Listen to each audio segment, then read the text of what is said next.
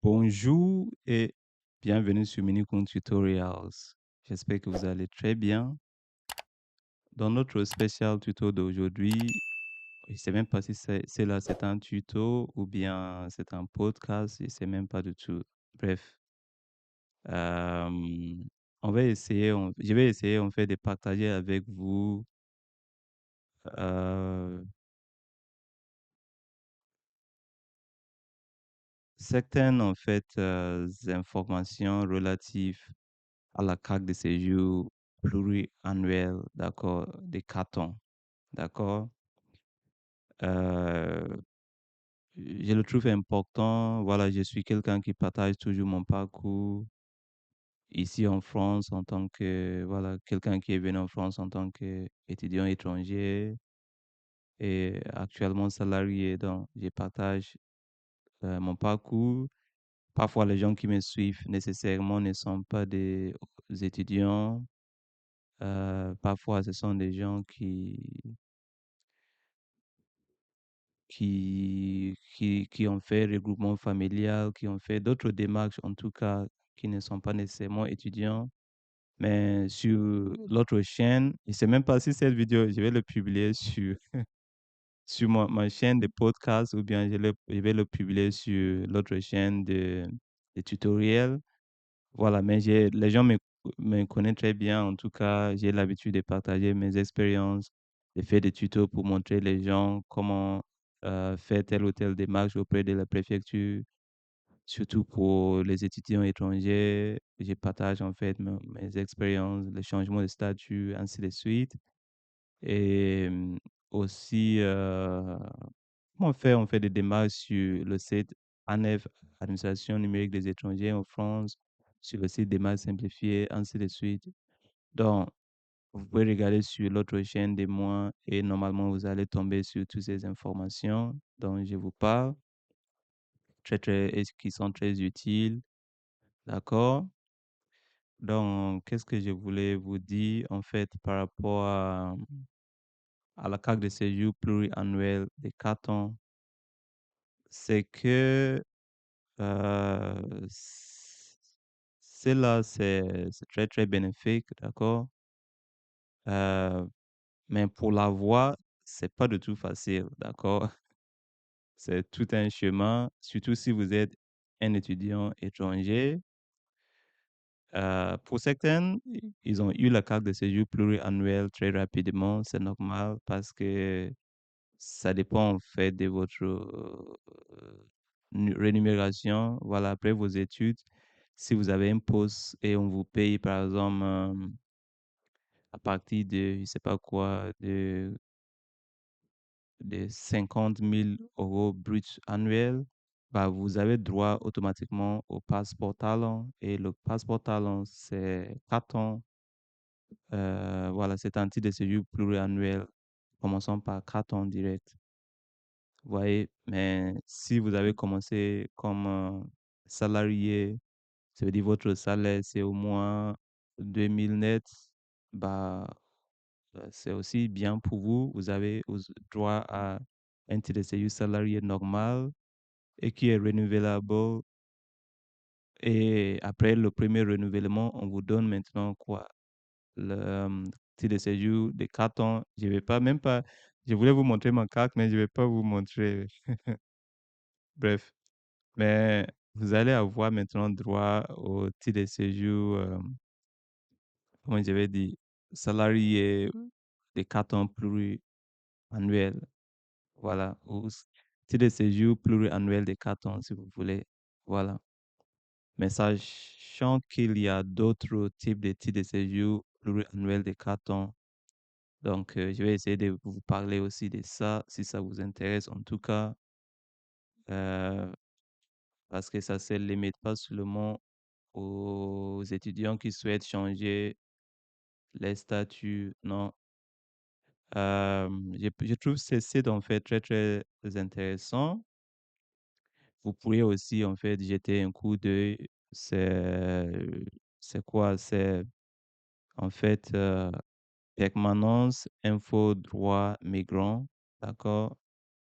Ces sites, je trouve quand même qu'ils ont beaucoup d'informations très, très utiles qui pourraient vous aider en tant qu'étranger.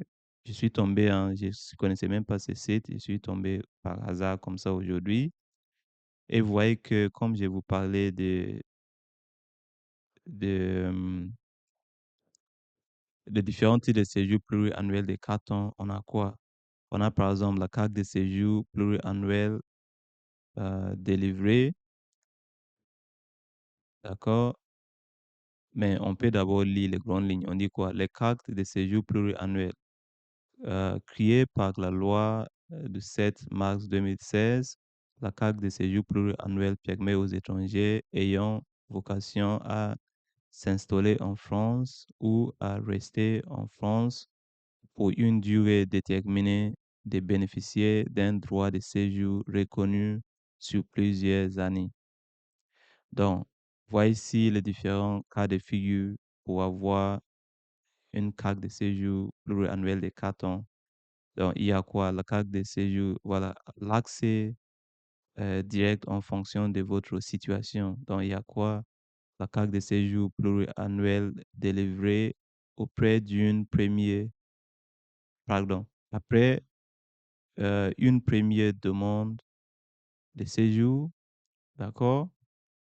Ça peut être, par exemple, dans mon cas, même si c'était pas moi, mon premier titre de séjour, parce que j'étais là en tant qu'étudiant, j'ai fait mes études ici, je suis devenu salarié, j'ai fait un changement pardon, j'ai fait un renouvellement de mon titre salarié pour avoir le titre de séjour pluriannuel de 4 ans. Voilà, mais voilà, il y a aussi quoi? De toute façon, sur ces sites, vous pouvez, si je n'oublie pas, je vais même mettre le lien au-dessus dans la boîte de description. Vous pouvez toujours cliquer là, tac, et ça vous envoie directement pour lire en fait les détails. Donc, sinon, il y a aussi la carte de séjour pluriannuel salarié détaché ICT. Il y a la carte de séjour pluriannuel délivrée aux bénéficiaires de la protection subsidiaire et aux membres de leur famille. Il y a la carte de séjour pluriannuel passeport talent. Vous voyez, comme je disais, les gens qui ont un salaire de plus de 50 000, eux, ils peuvent avoir directement la carte de séjour pluriannuel de 4 ans. Alors que si vous êtes salarié normal, il faut d'abord que votre salaire soit au moins sorry, au moins supérieur au SMIC, au 1,5 fois le SMIC, soit 2000 net au moins. Donc, voilà. Et comme ça, vous serez salarié normal et juste pendant 1 an. Et après le renouvellement, on vous donne 4 ans aussi. Après, on a la carte de séjour pluriannuel, travailleur saisonnier. Après, on a quoi? La carte de séjour pluriannuel euh, délivrée aux bénéficiaires, délivrée aux bénéficiaires du statut d'apatride et aux membres de leur famille. Donc, comme j'ai dit, vous pouvez toujours cliquer là pour aller en fait lire les détails. Voilà, donc je trouve vraiment ces sites très très intéressants. En tout cas, voilà. Mais en ce qui concerne les étudiants, voilà comment, si vous êtes un étudiant, bah, ça veut dire que si vous êtes salarié et après le premier renouvellement, vous allez avoir votre titre de séjour pluriannuel. Si vous n'êtes pas étudiant, mais vous êtes plutôt euh, quelqu'un d'autre, je ne sais pas comment je vais dire ça, vous pouvez aussi faire recours. Quand je dis quelqu'un d'autre, excuse-moi, je ne sais pas comment. Mon français, parfois, je bloque beaucoup, même si maintenant je m'exprime sans problème. Euh, voilà, je voulais dire, si vous êtes dans les autres cas de figure, bah, vous pouvez aussi, en fait, saisir votre chance. En tout cas, c'est tout ce que je voulais vous partager sur le titre de séjour pluriannuel des 4 ans. N'hésitez pas à commenter, à poser vos questions et je vais vous répondre. Merci et bon courage pour vos démarches. Bye. Au revoir.